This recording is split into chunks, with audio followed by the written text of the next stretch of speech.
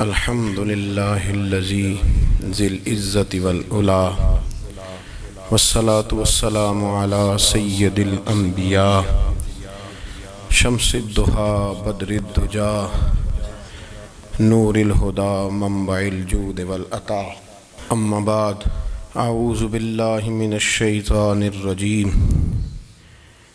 بسم اللہ الرحمن الرحیم قل للمؤمنین یغضوا من ابصارہم صدق اللہ العظیم وصدق رسولہ النبی الکریم ونحن علی ذلک لمن الشاہدین والشاکرین والحمد للہ رب العالمین ان اللہ وملائکتہ یصلون علی النبی یا ایہا الذین آمنوا صلوا علیہ وسلموا تسلیما الصلاة والسلام علیک یا سیدی یا رسول اللہ وعلی آلک واصحابک یا سیدی یا حبیب اللہ۔ تمام تعریفیں حمد و ثنا اللہ تبارک و تعالی کے لیے، درود و سلام نبی اکرم نور مجسم شفیع معظم آقا کل ختم رسول دانائے سبل احمد مجتبیٰ جناب حضرت محمد مصطفیٰ صلی اللہ تعالی علیہ وسلم کی ذات والا صفات کے لیے حمد و صلوات کے بعد، اسلام فطرت کے عین مطابق دین ہے۔ نبی پاک صلی اللہ تعالی علیہ وسلم نے فرمایا ہے کہ میں اخلاق عالیہ کی تکمیل کرنے کے لیے دنیا میں آیا۔ جتنے اخلاق ہو سکتے تھے، جتنی خوبصورتیاں ہو سکتی تھیں، جتنی اللہ کو محبوب تھیں، وہ ساری میرے نبی کریم نے بیان فرمائی، ساری رسول کریم صلی اللہ تعالی علیہ وسلم نے بیان کر دی ہیں، جتنی خوبصورتیاں ہو سکتی تھیں۔ کچھ لوگ ایسے ہوتے ہیں جو بیچارے بائی نیچر ہی کچھ پریشانیوں کا شکار ہوتے ہیں، اور قرآن مجید نے جو ارشاد فرمایا نا کہ کچھ لوگ نفس کی خواہش کو اپنا خدا بنا لیتے ہیں، تو وہ بلا وجہ بھی بہت ساری باتیں کرتے ہیں جن کا کوئی وجود نہیں ہوتا۔ عورت کو حقوق دلانے کے لیے بہت سارے لوگ بہت ساری غلط باتیں کرتے ہیں۔ جو لوگ یہاں سے کسی کو لے جاتے تھے نا دبئی، دھوکہ دے کے اور لے جاتے تھے یورپ میں، عرب ممالک میں دھوکہ دے کے لے جاتے تھے، تو وہ بھی کوئی خواب ہی تو دکھاتے تھے کہ اتنے لاکھ تنخواہ ہوگی، اتنا کچھ ہوگا۔ وہاں جا کے پتہ چلتا تھا کہ جیب سے بھی دینے پڑیں گے کچھ۔ بہت سارے لوگ ایسے ہوتے ہیں، وہ سارے خوبصورتی کے نام پر ہی دھوکہ دیتے ہیں۔ آپ کو پتہ ہے کہ جو آدمی کسی کو لالچ دیتا ہے تو کسی کو لوٹنے کے لیے اسے لالچ دینا بڑا ضروری ہوتا ہے۔ لوگ پہلے لالچ دیتے ہیں پھر لوٹتے ہیں، پہلے مکمل لالچ دیتے ہیں، یہ چیز مل جائے گی، یہ چیز مل جائے گی۔ لوگ مکمل لالچ دیتے ہیں، اس کے بعد پھر لوٹتے ہیں۔ اور اگر لالچ نہ دیں تو کوئی آدمی قابو آئے گا؟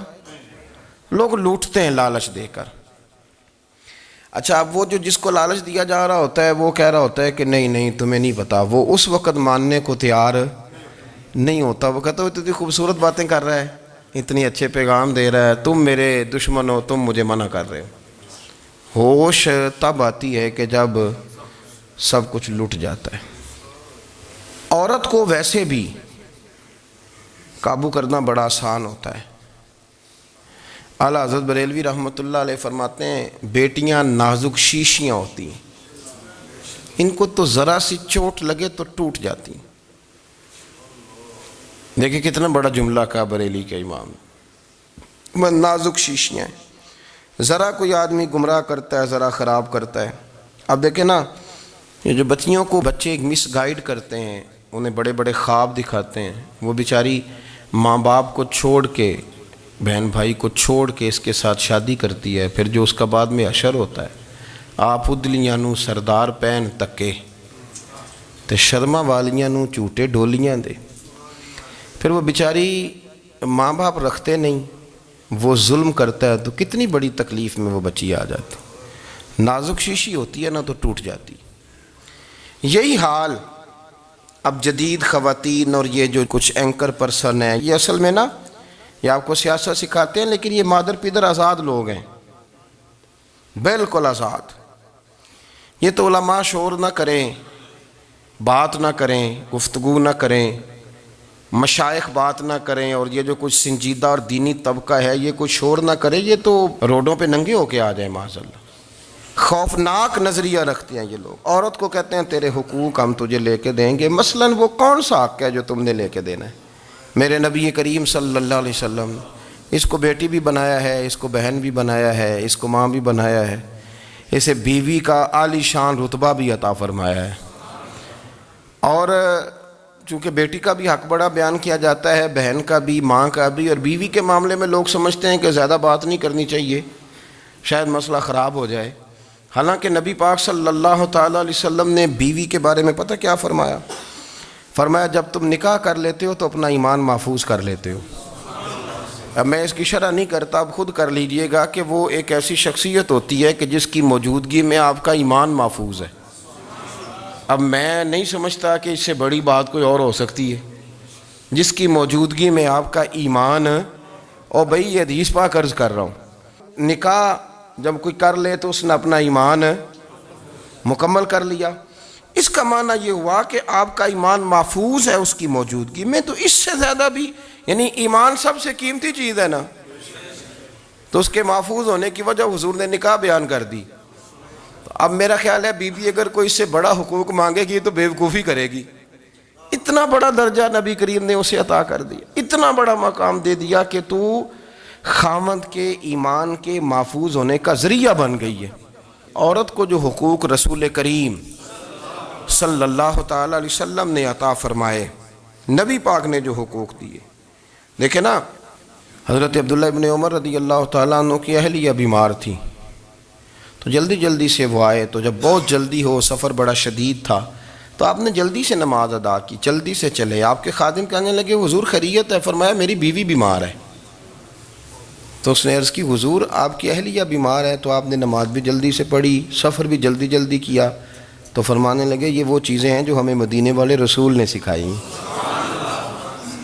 آپ اس کیفیات کو سمجھیں کہ حضور صلی اللہ علیہ وسلم نے درس دیا. اور پھر ایک اور بہت بڑی بات، یہ فضیلت کسی اور کو نہیں دی. جو عورت کو حضور نے فضیلت دی، یہ فضیلت کسی اور کو نہیں دی. کبھی حضور نے فرمایا کہ تمہارا ابا تمہارے ساتھ بہت سخت رویہ کرے تو تم نے اس کو اس سختی پر داد دینی ہے. فرمایا چلو اگر وہ زیادتی بھی کرے تو تم نے اس کے ساتھ سلوک اچھا ہی کرنا ہے. لیکن آپ ایک بات کو سمجھے نا کہ بچے کے بارے میں، بیٹے کے بارے میں، بیٹی کے بارے میں فرمایا 10 سال کے ہو کے نماز نہ پڑھیں تو سختی کرو، تمہارا ڈنڈا بھی لٹکنا چاہیے. بہت ساری جگہوں پہ بہت سارے لوگوں کے لیے سختی کا حکم دیا، لیکن عورت کے لیے حضور نے جو جملے کہے، اصل میں ہم سمجھتے ہیں کہ یہ ایک بات ہے، مشہور ہو گئی ہے روایت حدیث، تو بس اس کے پس منظر پر اور جملوں کے حسن پر شاید معاذ اللہ غور کرنے کی ضرورت نہیں. ذرا اس لفظ کی تاثیر پر غور کریں. حضور نے فرمایا عورت ٹیڑھی پسلی سے پیدا کی گئی ہے، یہ ٹیڑھی ہے، اس کو سیدھا کرنے کی کوشش کرو گے تو ٹوٹ جائے گی. تو حضور پھر ہمارے لیے حکم کیا ہے؟ فرمایا جیسی ہے تم اسی کے ساتھ نبھا کرو.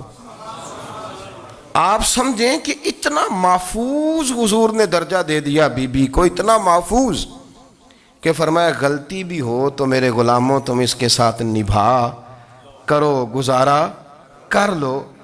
کو کیا اور حق چاہیے عورت کو، جس کو اس کی غلطیوں سمیت نبی پاک نے قبول کرنے کا حکم دے دی کہ اس کی کمزوریوں سمیت قبول کر لو. اب اس کو اور کیا کوئی کمزوریوں سمیت قبول کرتا ہے؟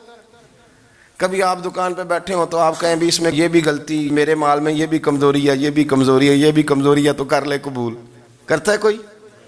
کوئی شخص ایسا ہو جو کسی چیز کی کمزوریاں بیان کر کے کہ اسے قبول کرو؟ پر رسول کریم صلی اللہ تعالیٰ علیہ وسلم نے نا ہمیں سبق دیا، حضور نے ہمیں درس دیا، نبی پاک نے ہمیں پیغام دیا.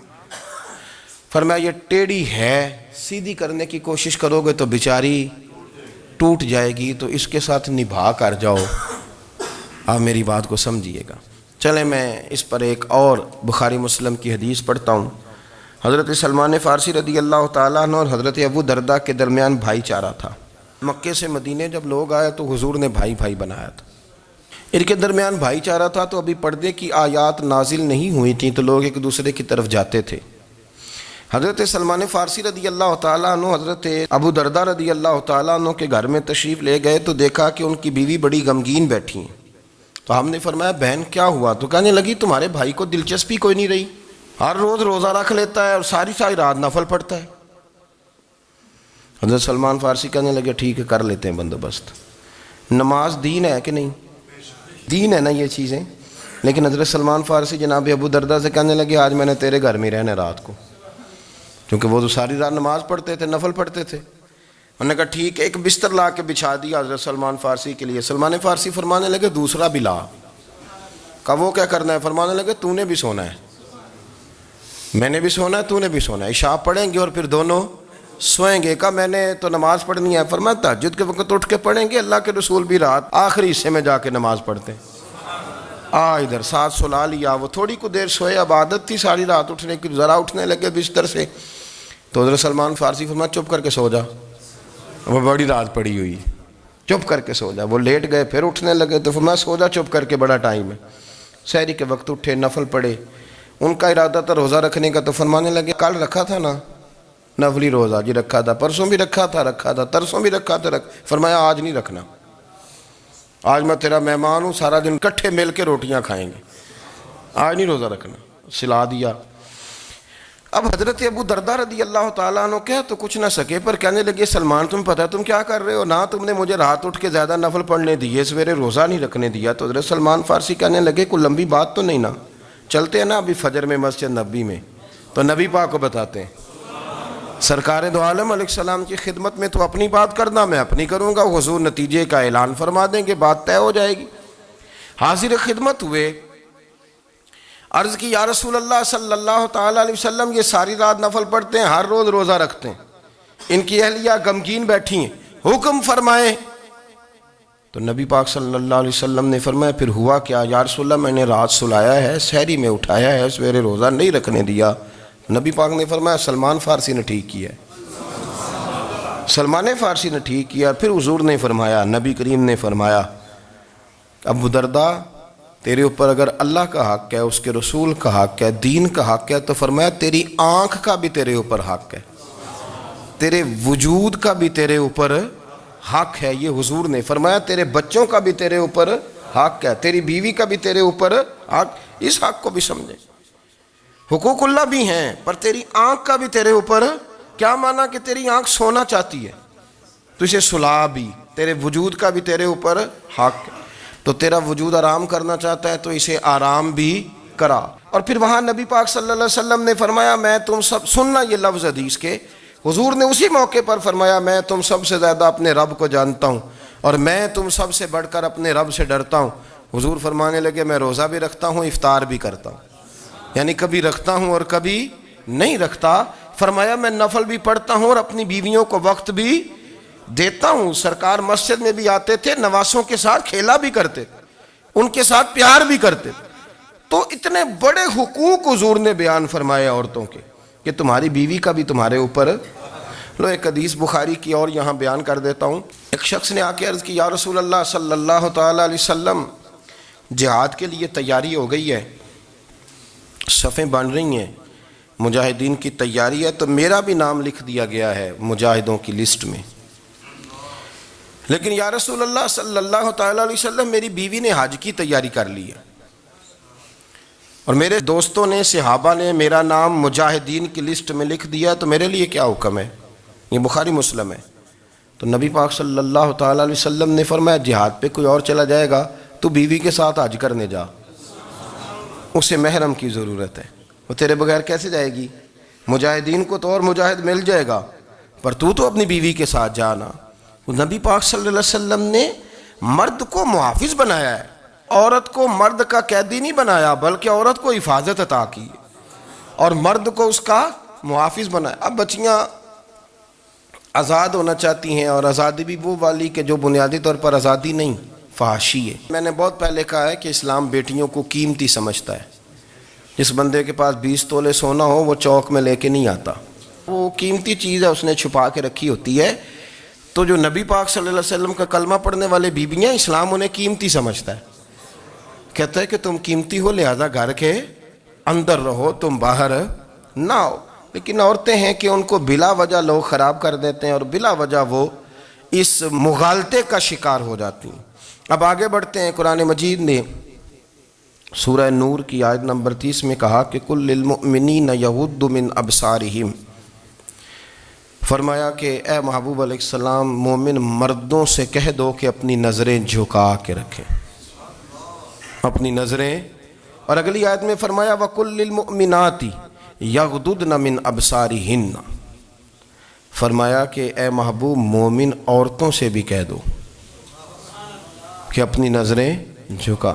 مرد بھی اپنی نظر جھکا کے رکھے گا عورت کی طرف، لیکن یہ ساری پابندی صرف مرد پر نہیں، عورت بھی غیر محرم کا چہرہ نہیں دیکھے گی، اس پر بھی اسی طرح نظر جھکانے کا حکم ہے جس طرح کہ وہ ہر دکاندار کو بھائی جان کہہ کے گفتگو کرنے کی اس کو بھی اجازت نہیں ہے کہ وہ بھی وہ سمجھے کہ پابندی تو مرد نے کرنی تھی، میں نے تھوڑی کرنی تھی۔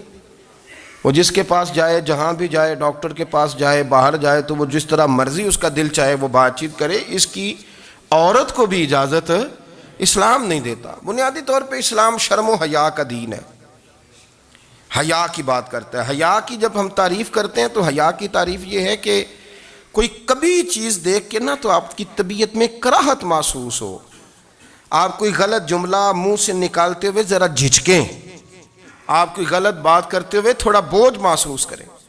ہمارے ہاں تیزی سے فروغ پایا ہے بے حیائی نے، سنگیوں کی محفلیں، یاروں کی محفلیں، اس میں غلیظ گفتگو ہوتی ہے، الا ماشاء اللہ۔ جن دوستوں کو بڑی پاک صاف گفتگو کرنی چاہیے، دوستی کا رشتہ بڑا مقدس رشتہ ہے، جو یہاں ایک دوسرے سے پیار کریں گے جنت میں بھی اکٹھے داخل کیے جائیں گے۔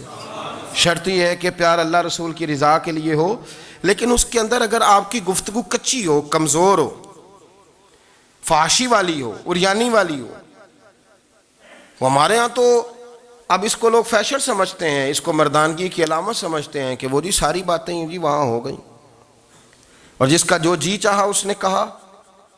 آپ جب حیا کے دائرے میں ہوتے ہیں تو آپ خود بھی سکون محسوس کرتے ہیں۔ دیکھیں نا، آپ کو نیند سکون سے کہاں آتی ہے؟ جہاں کمرہ بند ہو، چاروں جانب دیوار ہے، اوپر چھت ہے، خالی دروازہ بھی کھلا ہوا ہونا تو جب بندہ سکون لینا چاہتا ہے تو کہتا ہے یار ذرا دروازہ ذرا بند کر دو۔ وہ اچھی طرح اپنے آپ کو چھپا لیتا ہے نا حیا کے پردے میں، تو اللہ اسے سکون عطا کرتا ہے۔ اور جو اس سے بھی زیادہ ٹھنڈی نیند میں جانا چاہتا ہے وہ کہتا ہے لائٹ بھی بند کر دو۔ اب وہ مکمل طور پہ سمجھتا ہے کہ میں چاروں جانب سے چھپ گیا ہوں، اگر میں کھل کے بھی سو جاؤں گا تو میرا چونکہ پردہ قائم ہے تو مجھے کوئی دشواری نہیں ہوگی۔ آپ جب چھپ جاتے ہیں، جب آپ حیا کے اندر سمٹ جاتے ہیں، جب آپ چادر کے اندر آ جاتے ہیں تو آپ بہت ساری جگہوں پہ آسانی محسوس کرتے ہیں۔ تو حیا تو آپ کو سکون دیتی ہے، حیا تو دل کو راحت دیتی ہے۔ میں بڑی ذمہ داری سے بات عرض کرتا ہوں، قرآن مجید نے نا ایک مقام پہ مذاق کو، ایک مزاح ہوتا ہے خوش طبی، وہ نہیں، مذاق اڑانا، قرآن پاک نے نا مذاق کو ایک جگہ پہ جاہلوں کا طریقہ بھی قرار دیا ہے۔ بنی اسرائیل کے لوگوں سے حضرت موسیٰ نے کہا کہ گائے ذبح کرو اور ایک ٹکڑا مقتول کو مارو، زندہ ہو کے خود بتا دے گا مجھے کس بندے نے قتل کیا۔ تو کہنے لگے آپ ہمارے ساتھ مذاق کر رہے ہیں۔ تو قرآن مجید کہتا ہے کہ حضرت سیدنا موسیٰ علیہ السلام فرمانے لگے اعوذ باللہ ان اکون من الجاہلین، فرمانے لگے میں اللہ کی پناہ مانگتا ہوں کہ میں جاہلوں میں سے ہو جاؤں۔ یہ مذاق کرنا تو جاہلوں کا طریقہ ہے۔ اگر آپ کی زبان سے بے حیائی کا جملہ نکل گیا، اگر آپ کی زبان سے بے حیائی کا جملہ نکل گیا، آپ نے کہہ دیا کہ ہم آزاد لوگ ہیں، جو مرضی کریں گے، جو مرضی کہیں گے، جو ہمارا دل میں آئے گا کریں گے، تو پھر تو لوگ آپ کا وہ حشر کریں گے کہ آپ سے برداشت ہی نہیں ہوگا۔ جس کا لوگ مذاق بنا لیتے ہیں اور جو مذاق بن جاتا ہے پھر اسے کوئی جینے دیتا ہے؟ آپ حیا کی چادر میں چھپیں گے تو بچیں گے۔ اگر آپ نے اپنا مذاق بنوا لیا یہ کہہ کے کہ میں نے مرضی کرنی ہے، پھر یاد رکھنا چھپنے کو جگہ نہیں ملے گی، پھر تکلیف میں آ جائیں گے، پھر بہت بڑی اذیت کا شکار ہو جائیں۔ شرم و حیا، عرب کے اندر جو کنواری لڑکیاں تھیں ان میں بڑی حیا ہوتی تھی، الحمدللہ میں بڑے فخر سے کہتا ہوں کہ میرے پنجاب کی، میرے پاکستان کی بیٹیاں بھی 20 دفعہ ان کا ابا کہے تیری شادی کرنی ہے تو وہ آنکھ نہیں اٹھا پاتی آج بھی۔ یہ تو وہ چند لوگ ہیں جو کہتے ہیں ہم ہائی کلاس ہو گئے، ہمیں نہیں پتا کہ وہ روشن خیال ہو گئے ہیں کہ روغن خیال ہو گئے، پتہ نہیں کدھر چلے گئے۔ ورنہ ہماری بیٹیاں آج بھی جب ان سے ان کا باپ، ان کی ماں بات کرتی ہے تیری شادی کی، تو وہ تو شرم کے ساتھ پچھلے سے پچھلے کمرے میں چھپتی ہیں۔ یہ اللہ نے فضل کیا ہوا ہے اس ملت پر۔ تو عرب کی لڑکی بڑی حیا والی ہوتی تھی، اس سے کوئی بات کرنی پڑتی تھی تو 20 دفعہ بات کی جاتی، پھر بھی وہ عورت چھپتی پھرتی تھی۔ حضرت عائشہ صدیقہ رضی اللہ تعالیٰ عنہ فرمانے لگیں میرے نبی پاک صلی اللہ علیہ وسلم عرب کی کواری لڑکیوں سے بھی زیادہ حیا کرنے والے۔ قاضی اعجاز مالکی نے، شیخ عبدالحق محدث دہلوی نے، دیگر بزرگ جو سیرت نگار گزرے انہوں نے لکھا ہے کہ نبی پاک صلی اللہ علیہ وسلم کے اندر 100 مردوں سے زیادہ طاقت تھی، 100 مردوں سے زیادہ طاقت۔ اب جو بات کہنے لگا ہوں، جو نتیجہ دینے لگا ہوں، اس پر خاص توجہ آپ فرمائیں گے۔ ذرا فکری طور پر، نظریاتی طور پر ایک چیز کو سمجھیے۔ ہم سمجھتے ہیں کہ جوان لڑکا ہے جی جو مرضی کرے، عمر ہے جی۔ آپ ذرا بات پر غور کیجئے گا کہ حضور صلی اللہ علیہ وسلم میں طاقت 100 مردوں سے زیادہ ہے اور حیا کواری لڑکیوں سے بھی زیادہ ہے۔ ذرا اس بات کا تقابلی جائزہ کیجئے گا کہ طاقت 100 مرد سے زیادہ ہے لیکن حیا کواری لڑکی سے بھی زیادہ ہے۔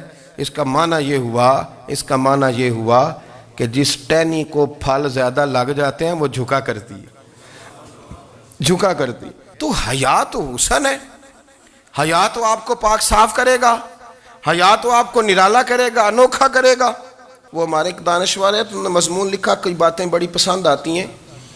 وہ کہتے ہیں کہ میری اہلیہ، ان کو بھی کسی نے مس گائیڈ کر دیا تھا، حالانکہ اچھی خاتون ہے، کسی نے مس گائیڈ کر دیا۔ تو وہ بھی سماجی اور ویلفیئر، اور یہ خواتین کو شوق ہوتا نا بننے کا، تو وہ بھی سماج کے اندر اچھا مقام تلاش کرنے کے موڈ میں آ گئی۔ تو کہیں ایک دن جانا تھا تو بڑی بن سنور کے میرے ساتھ وہ گاڑی میں بیٹھ گئی۔ تو میں گاڑی میں، عورتوں کو یہ بھی مسئلہ ہوتا ہے نا کہ ہماری تعریف کرو، تو کئی دفعہ بعد مردوں بیچاروں کو جھوٹ بولنا پڑتا ہے، تو زبردستی کراتی ہیں نا جی۔ تو اس میں گنجائش بھی دی ہے شریعت نے گنجائش دی ہے کہ کبھی بیوی کو راضی کرنے کے لیے خلاف واقعہ بات کرنی پڑے تو کر لینی چاہیے، تو وہ کراتی بھی ہیں۔ 3 موقع پر خلاف واقعہ بات کرنے کی اجازت ہے، یعنی واقعہ کے خلاف بھی آپ بات کر سکتے ہیں۔ جنگ کے موقع پر 2 لوگوں کو صلح کرانے کے لیے اور بیوی کو راضی کرنے کے لیے کر لیں کوئی ایسی بات، بے شک اپنی طبیعت پہ جبر کر کے کر لیں، گنجائش ہے، اجازت ہے۔ تو وہ کہتے ہیں جب وہ گاڑی میں میرے ساتھ بیٹھی بن سنور کے، تو وہ تقاضا کرنے لگی کہ میں نے بڑے اچھے کپڑے پہنے ہیں پر آپ نے توجہ نہیں کرائی۔ تو وہ سیانا بندہ تھا، وہ چاہ رہا تھا کہ میری خاتون سمجھ جائیں۔ وہ کہتے ہیں مجھے پتا تھا کہ بیچاری مس گائیڈ ہو گئی ہے، دل کی بڑی اچھی ہے، سیانی ہے، لیکن اس کو کچھ خواتین نے، کچھ لوگوں نے مل کے اس کو ذہن غلط کر دیا ہے کہ سماج میں نکلو، باہر جاؤ، کام کرو، فلاں کرو، اپنی مرضی سے جیو۔ تو میرے ساتھ گاڑی میں بیٹھی کہیں جانے کے لیے، تو مجھ سے کہنے لگی کہ آپ نے میری طرف توجہ ہی نہیں کی، آپ نے کوئی ذکر ہی نہیں کیا کہ میں کیسی لگ رہی ہوں۔ تو وہ کہتے ہیں میں نے اسے کہا کہ اگر تو ناراض نہ ہو تو پھر میں صحیح والی تعریف کر دوں۔ تو اس نے کہا کہ آپ کر دیں۔ تو کہتے ہیں میں نے درد سے اور خلوص سے اپنی بیوی سے کہا، خلوص کے ساتھ میں نے کہا میں تو روز گھر ہوتا ہوں، روز شام کو گھر ہوتا ہوں، اگر تو میرے لیے تیار ہوتی تو میں تیری تعریف کرتا، لیکن آج تو باہر جانے کے لیے تیار ہوئی، تو پھر ان سے تعریف کی امید رکھ جن کے لیے تو نے تیاری کی ہے۔ میرے لیے تیاری کرتی تو میں تو ہر شام تیرے پاس ہوتا ہوں۔ کہتے وہ میرے لفظوں میں درد تھا تو وہ بھی رو پڑی، اور کہنے لگی آپ گاڑی روک دیں، مجھے باہر جا کے کسی کو راضی نہیں کرنا، میں نے اسے راضی کرنا ہے جس کو رب کریم نے میرا شوہر بنایا ہے اور میرے لیے منتخب کیا ہے میرے ماں باپ کو، میں واپس لوٹتی ہوں۔ یہ ایک پہلو ہے سلگتا ہوا، اس کو سمجھا جائے۔ رسول کریم صلی اللہ علیہ وسلم عرب کی کواری لڑکیوں سے زیادہ حیا والے تھے، کواری لڑکیوں سے زیادہ حضور حیا فرمایا کرتے تھے۔ جب خانہ کعبہ کی مکہ شریف میں تعمیر ہو رہی تھی نا، اہل عرب اس کو تعمیر کر رہے تھے، تو نبی پاک صلی اللہ علیہ وسلم اپنے چچا حضرت عباس کے ساتھ خانہ کعبہ کی تعریف میں مصروف تھے۔ تو عرب کے لوگ چونکہ لمبا کرتا پہنتے تھے پیروں تک، تو نیچے اگر کسی وقت کوئی چیز نہیں بھی ہوتی تھی تو کسی کو وہ نظر نہیں آتی تھی، چونکہ پردہ رہتا تھا، ایک لمبا کرتا پہنا ہوا ہوتا تھا۔ تو جب بچے، سرکار کی عمر مبارک بھی ابھی تھوڑی تھی، تو اس طرح بچے جب نکلتے تو وہ کئی دفعہ اپنی تہمت اتار دیتے نیچے سے، اور کوئی مزدوری کرنے لگتے تو 3-4 طے کر کے نا تہمت کی کندھے پہ رکھ لیتے، جس طرح کبھی دیہاتوں میں لوگ کپڑا سر پہ رکھتے تھے کہ اوپر اگر کوئی وزنی چیز رکھیں گے تو وہ تکلیف نہیں دے گی۔ نبی پاک صلی اللہ علیہ وسلم بھی سب لوگوں کے ساتھ خانہ کعبہ کی تعمیر میں شامل تھے۔ تو حضرت عباس رضی اللہ تعالیٰ عنہ نے کہا حضور سے، ابھی اعلان نبوت بھی نہیں فرمایا تھا، بھتیجے آپ بھی تہمت اتاریے، یہ صحیح مسلم میں حدیث موجود ہے، اور اس کو کندھے پہ رکھ لیجیے، آپ اینٹیں اٹھا اٹھا کے لا رہے ہیں تو ذرا آپ کو تکلیف نہیں ہوگی۔ تو سرکار دو عالم صلی اللہ علیہ وسلم سے یہ بات کہی، اور پھر جلدی سے حضور کی تہمت کو نکال کے نا، حالانکہ لمبا کرتا پہنا ہوا ہے، تو وہ جیسے ہی ان کے کندھے پہ رکھا اینٹیں رکھنے کے لیے، تو سرکار تو زمین پہ گر گئے، بے ہوش ہو گئے، آنکھیں آسمان کی طرف، اور پھر حضور پکار رہے ہیں آزاری آزاری آزاری، میرا تہمت دے دو، میرا تہمت دے دو۔ کبھی کوئی شخص اس وجہ سے بھی بے ہوش ہوا ہے کہ میرے وجود سے کپڑا اتر گیا ہے؟ حالانکہ سرکار پر وہ بے ہوشی بھی نبی پاک کا وہ جو غلبہ ہے نا شرم و حیا کا، اس کی وجہ سے ہوئی، ورنہ تو حضور فرماتے ہیں کہ میری آنکھیں سو جاتی ہیں، دل تو میرا اس عالم میں بھی جاگتا رہتا ہے۔ تو سرکار زمین پہ تشریف لے آئے، آنکھیں میرا تہمت دے دو، میرا تہمت دے دو، تو جلدی سے انہوں نے تہمت دیا تو حضور نے باندھ لیا۔ پھر طبیعت مبارک میں تسلی ہوئی، یعنی ہم اس رسول کے غلام ہیں کہ جن کے تو وجود سے کپڑا اتر جائے تو حضور برداشت نہیں کرتے، قبول نہیں فرماتے، تکلیف شروع ہو جاتی۔ لیکن یہاں نوجوان ہیں اور بڑا قد کاٹ ہے اور بڑے بڑے سمجھدار لوگ ہیں، گرمی آتی ہیں تو شارٹ کپڑے پہن کے گھومتے ہیں، ان کو خیال نہیں کہ یہ وہ والا لباس ہے جو باہر تو کیا گھر میں اماں کے سامنے نہیں پہننا چاہیے، بہنوں اور بیٹیوں کے سامنے نہیں پہننا چاہیے۔ آپ کی گفتگو میں شرم و حیا ہو، آپ کے لب و لہجے کے اندر حسن ہو۔ آپ کو پتہ ہے نبی پاک صلی اللہ علیہ وسلم نے فرمایا میری امت میں سب سے زیادہ حیا کرنے والے عثمان غنی ہیں، عثمان غنی سب سے زیادہ حیا کرنے والے۔ آپ فرمایا کرتے تھے جب سے حضور کا چہرہ دیکھا ہے میں نے کبھی اپنی شرمگاہ بھی نہیں دیکھی، میں نے آنکھوں کا وضو نہیں توڑا، اور جب سے حضور کے دست مبارک میں نے بیعت کے لیے سیدھا ہاتھ بڑھایا تو پھر سیدھا ہاتھ میں نے کبھی گندگی کو نہیں لگایا۔ حیات، آپ باتھ روم کے اندر بھی غسل فرماتے تھے تو کپڑوں سمیت کرتے تھے۔ کسی نے کہا حضرت جی واش روم کے اندر کیوں نہیں کپڑے اتارتے؟ آپ فرمانے لگے باہر بندوں سے حیا کرتا ہوں، اندر جاتا ہوں تو رب سے حیا نہیں شروع ہو جاتا، وہ تو دیکھ رہا ہے نا۔ تو میں جو بات آپ کی خدمت میں عرض کرنا چاہتا ہوں اس کو آپ سمجھیے گا میرے عزیز، کہ شرم والا مزاج، گفتگو بھی شرم والی، آنکھیں بھی شرم والی، لباس بھی شرم والا، دوستی یاری بھی شرم والی، بہت ساری ایسی باتیں۔ دیکھیں نا آپ ذرا، میں نے کہا کہ باتوں کو سن کے گزر نہ جایا کریں، اس کی گہرائی پر غور کریں۔ حضور علم کا سمندر ہے، سرکار سے زیادہ علم دنیا میں کسی کے پاس موجود نہیں ہے، اور صحابہ کو موقع ملا ہوا ہے اس سمندر سے فیض لینے کا، لیکن ان کی حالت یہ ہے کہ حضرت علی المرتضیٰ فرماتے ہیں 14 دن گزر جاتے، حضور سے کوئی سوال پوچھنا ہوتا تھا پر میں شرم کے مارے نہیں پوچھ پاتا تھا۔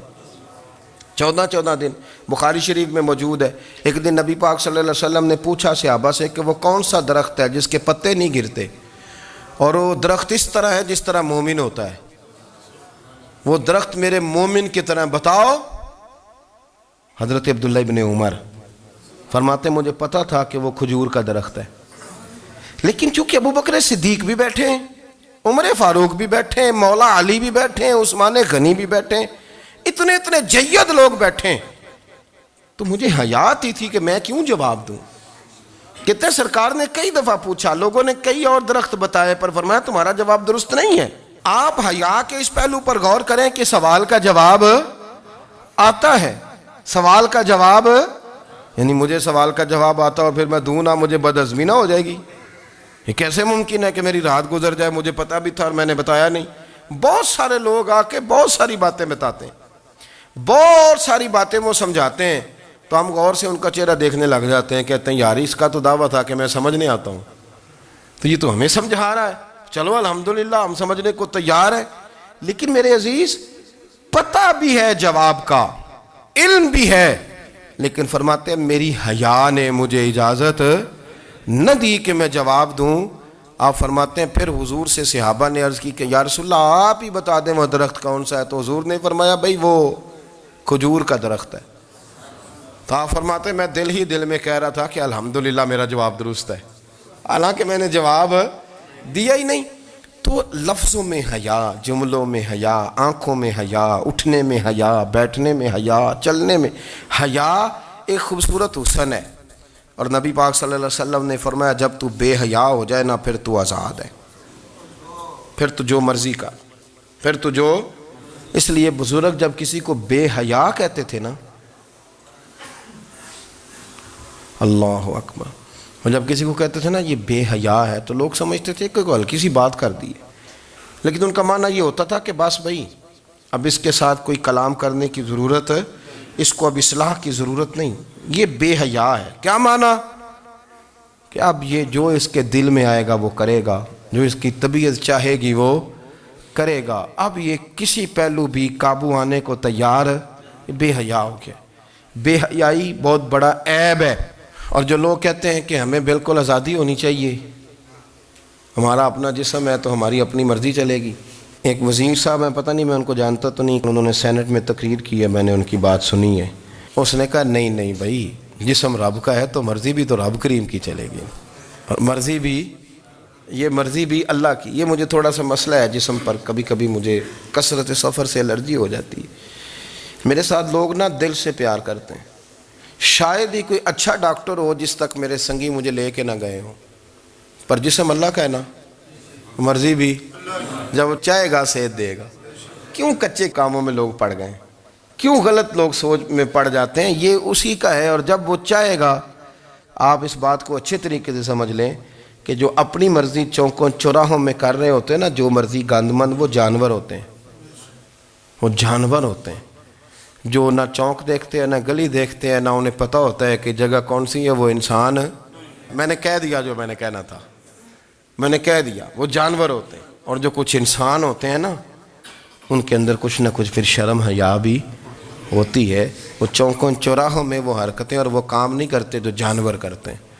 ان کے لیے بڑے پردے ہوتے ہیں، ان کے لیے بڑی باتیں ہوتی ہے، ان کے لیے بڑا کچھ ہوتا ہے۔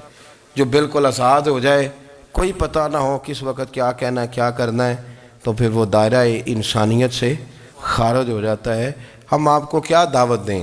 آپ تو وہ باتیں کر رہے ہیں جو اسلام کا انسانیت کے حق میں بھی ٹھیک نہیں، آپ تو وہ والی باتیں کر رہے ہیں جن کا انسانیت بھی تقاضا نہیں کرتی کہ یہ باتیں ہونی چاہیے۔ لیکن ایک بات، میں تو جذباتی نہیں ہوتا، میں بڑے غور سے چیزوں کو دیکھتا ہوں، سنتا ہوں، اور نہ میں ان موسمی مینڈکوں کی۔ وہ مجھے عاتق صاحب کہنے لگے جی بڑے بڑے مولوی ایک بندے کے ساتھ بیٹھے ہوئے ہوتے تھے اور وہ روزے میں بڑے بڑے درس دیتا تھا، تو وہ بھی فلانی حرکتیں کر رہا ہے۔ تو میں نے کہا ہم نے تو پرانا کہا تھا کہ موسمی مینڈک ہے، تو پرانے کہہ رہے ہیں کہ اداکار ہے، تو وہ جہاں کاسٹ کریں گے وہاں وہ اداکاری کرے گا۔ آپ کسی مذہبی جگہ کر لیں تو وہاں کر لے گا، کہیں اور جگہ کریں گے تو ہم تو پرانا کہہ رہے ہیں۔ تو کسی کو کبھی سمجھ آتی ہے تو کسی کو کبھی اور جگہ جا کے سمجھ آتی ہے۔ ہم ان لوگوں سے پریشان نہیں ہوتے، کیوں؟ سن لیں، کوئی مایوسی نہیں، ان کے اندر جتنا زور ہے وہ لگائیں۔ یہ ملک بنا ہے رسول اللہ کے نام پہ، یہ اللہ نے تحفہ دیا ہے امت مسلمہ کو، یہ نبی پاک کے نام پہ بنا ہے، تو یہاں جھنڈا بھی وہی والا بلند ہونا ہے جو مدینے والے رسول کا جھنڈا ہے، اور یہاں وہی کام چلے گا جو نبی پاک نے بیان فرمایا۔ تو اس طرح کئی لوگ آتے ہیں، وہ شور شار کرتے ہیں، چلے جاتے ہیں۔ اتنے نہ پریشان ہوا کریں، بہت سارے لوگ تو بیچارے اس قابل بھی نہیں ہے کہ ان کا نام لیا جائے، مطلب اتنا ہم ان کو اہمیت دے دیں، ان کا ذکر کریں، ان کا نام لیں، ان کی بات کریں، وہ بیچارے اس قابل ہی نہیں ہے، مطلب سٹیٹس ہی نہیں ہے ہمارا، اتنے فارغ ہیں ہم کہ اب جو بندہ آئے گا کہانی چھیڑے گا تو ہم چھیڑ جائیں گے۔ اور بھائی اللہ کا فضل ہے الحمدللہ تعالی، لوگوں نے بڑا شور کیا، اور بڑے زمانے سے دنیا شور کر رہی ہے، پر اللہ کے گھر مسجدیں بھری ہوئی ہیں، مسجدیں بھری ہوئی ہیں۔ ہماری بیٹیاں پردے کرتی ہیں، پردے کو پسند کرتی ہیں، وہ حجاب میں رہتی ہیں، وہ سمجھتی ہیں کہ ہمارا اصل حسن کیا ہے۔ تو یہ پراپوگنڈا پرانا چلا آ رہا ہے، اس کا اللہ کے فضل سے امت مسلمہ پہ نہ کبھی اثر ہوا ہے اور نہ کبھی ہوگا انشاءاللہ۔ اللہ تعالی ہمیں حق پر استقامت عطا فرمائے۔